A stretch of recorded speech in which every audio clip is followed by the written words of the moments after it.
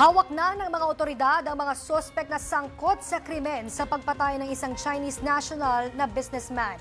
Kasabay nito itinayo naman ng PNP ang Special Committee na tutukoy at lalaban sa mga kidnap for hire na operasyon at fake news. Ang update at ang mga detalye sa ulat ni Jap Regala.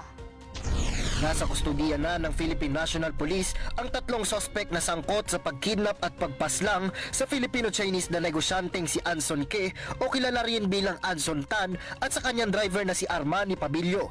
Nahaharap sa dalawang kaso ng kidnapping for ransom with homicide ang mga suspect na sina Ricardo Austria David, Raymart Katikista at David Tan Liao. Nadakip ang isa sa mga suspect sa tulong ng CCTV footage. Yung kuha po niya sa loob po ng isang convenience store noong March 29 po, bago po niya iwanan yung Lexus van sa may Seminary Road, Barangay Toro, Quezon City. Ayan po siya, makikita niyo po siya, naglalakad. Ito po, bumili po siya pumasok po siya sa isang convenience store, kumuha po ng wet wipes at isang plastic po na ginamit po niya para tanggalin po yung kanyang mga prints, presumably doon po sa Lexus van. They are both under the custody of the anti-kidnapping group after they were arrested around 3 a.m. yesterday, April 18, at Purok Sambuton, Barangay 4, Rojas, Palawan. Ayon kay PNP spokesperson Jean Fajardo, huling nakita ang mga biktima March 29 sa opisina ni Ke sa Valenzuela.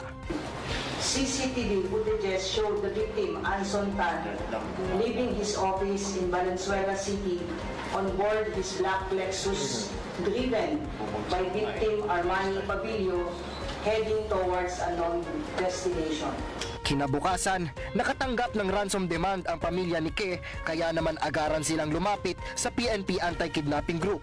The following day, around March 30 at around 9:40 a.m., the family of Anson Tan received a message through WeChat apps demanding $20 million as ransom money.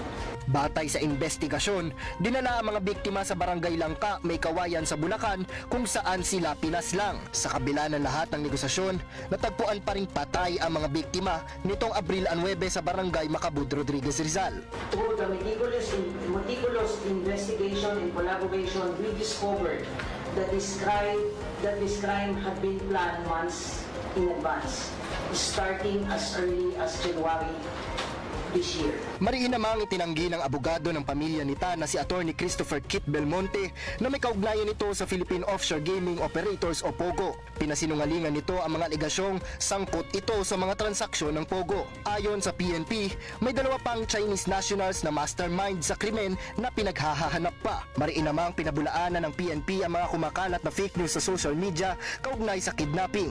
Ayon kay PNP Chief Police General Romel Marbil, walang katotohanan ng mga ulat na ito at pananagutin sa batas ang sinumang mapatunayang nagpapakalat nito. Para naman mapigilan at matutukan ang kaligtasan ng publiko at katotohanan sa impormasyon, bumuo ang PNP ng dalawang special na komite na tututok sa mga isyong ito, ang Joint Anti-Kidnapping Action Committee at ang Joint Anti-Fake News Action Committee. Layo ng JAKAC na matukoy, masiyasat at mapigilan ng mga organisadong kidnap for hire operation sa bansa, habang tututukan naman ng JAFNAC ang lumalalang problema ng fake news at disinformasyon.